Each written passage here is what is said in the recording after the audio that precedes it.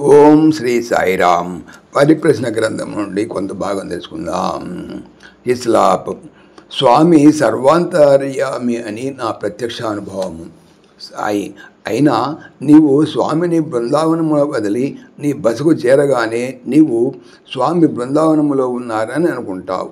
సర్వాంతర్యామి అయినటువంటి అవతార పురుషుని తెలుసుకునుట అంత సులభం కాదు. అయితే ప్రతి కాలములోనూ ఈ విషయం గ్రహించిన వారు కొందరు ఉంటూనే ఉంటారు. కృష్ణావతార కాలము నాడు గుర్తించిన వారు కొందరు కలరు. రామావతార కాలములో కూడా కొందరు కలరు. సూర్యోదయముతోనే ప్రతి పుష్పము వికసించదు. కొన్ని పుష్పములే సంసిద్ధముగా ఉంటాయి. ఇక్కడ పరిపక్వతకు రావడం అనేటువంటి అంశము ఉన్నది. చెట్టుకు కాసిన కాయలన్నీ ఒకే పర్యాయము ఫలములు కావు. ఇంకొక ఉదాహరణ, ఆ నూతన గృహమును ఎవరికి అర్పించుతున్నారు? ఇస్లాప్. దివ్య స్వరూపమునకు.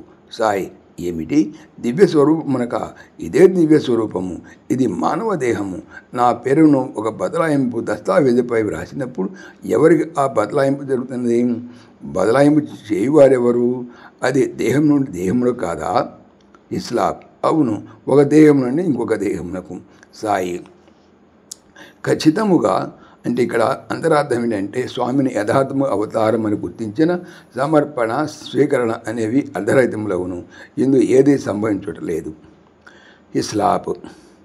కొన్ని సమయములలో మీరు రామాయణ, మహాభారతములు చారిత్రకములైనట్లుగా మాట్లాడుతుంటారు. మరికొన్ని సమయములలో ప్రతి వ్యక్తిలో మంచి చెడుల మధ్య జరిగేటువంటి అంతర్యుద్ధమునకు ప్రతీకగా రామాయణ, భారతములను భావింపాలని మీరు చెబుతూ ఉంటారు. ఆ సంఘటనలు, ఆ సమస్యలు చారిత్రక సత్యములేనా? సాయి, అవును, ఆ సంఘటనలు మనుషుల చారిత్రకములే. కానీ ఆ కుటుంబం మధ్య జరిగినటువంటి కలహములు, వారి సమస్యలు అంత ముఖ్యమైనవి కావు. ఆ సంఘటనలో నిబిడీకృతమై ఉన్నటువంటి ఆధ్యాత్మిక విశిష్టతయే శాశ్వత ప్రాముఖ్యమును కలిగి ఉన్నది. రాముడు యథార్థ వ్యక్తి, అవతార పురుషుడు.